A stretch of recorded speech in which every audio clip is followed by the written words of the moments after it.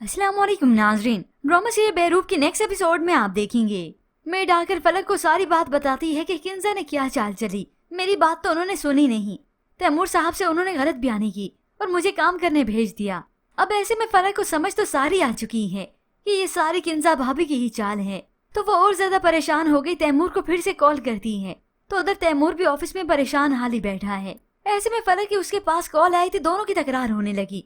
फलक तो उसे बताती है कि आपको भी लगता है मैंने अपने बच्चे की जान ली है, मैं ऐसा क्यों करूंगी, मुझे भी इस बच्चे की बहुत खुशी थी। तैमूर इस बात की नफी करता है कि उसने इस बच्चे की जान ले ली। तो फलक कहती रह गई कि मैंने ऐसा नहीं किया, जब मैं मर जाऊंगी तब आपको यकीन आएगा। ना अब ये तैमूर यकीन करने वाला था और ना ही उसने किया। तो इधर किंजा सारे फसाद की जड़ जाती है सज धज कर सोनिया के घर। सोनिया जिसे बेसब्री के साथ इंतजार था वो भी तैयार खड़ी थी। था कि इसका इंतजार उसके शोहर का, यानी बेसब्री के साथ सुहेल का इंतजार कर रही थी। दरवाजा खोला तो अपने सामने इस किंजा को पाया। इतना इंतजार करवाया, वो कहते कहते उसी वक्त रुकी नहीं बल्कि उसका तो चेहरे का रंग भी फक हो गया इस किंजा को देखकर। मगर किंजा भी उसका चेहरा पढ़ लेती है। किसका इंतजार था जो मुझे देखकर तुम्हारी हवाएं उड़ गईं। और इधर रास्ते में सुहेल जो बड़ी खुशी से आ रहा है कि मैं सोने से मिलने जा रहा हूँ। यहाँ पहुंचा तो अपने सामने किंजा की गाड़ी देखता है।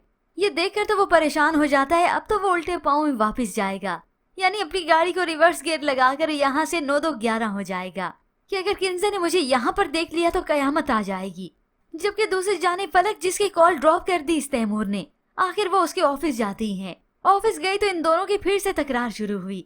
एक यही खूनी रिश्ता था जिसका मैंने इंतजार, एक यही खूनी रिश्ता था जो जिंदगी में मेरा आने वाला था। हर दिन मैंने इसका इंतजार किया। मैं अपने बच्चे की जान नहीं ले सकती। तो तैमूर इस बात को बकवास कहने लगा। तुम मेरी एक बात का जवाब दो।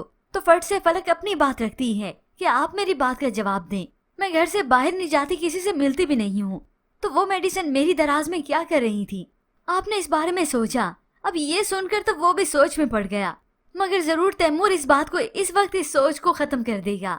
मगर तन्हाई में बैठकर फलक की इस बात पर गौर व फिक्र जरूर करेगा, तभी तो जाकर इसका गुस्सा ठंडा होगा। अब इधर दोनों की मुलाकात तो हो गई, मगर दूसरी जानिब इस किंजा को मालूम हो जाता है कि फलक तैमूर के ऑफिस में है।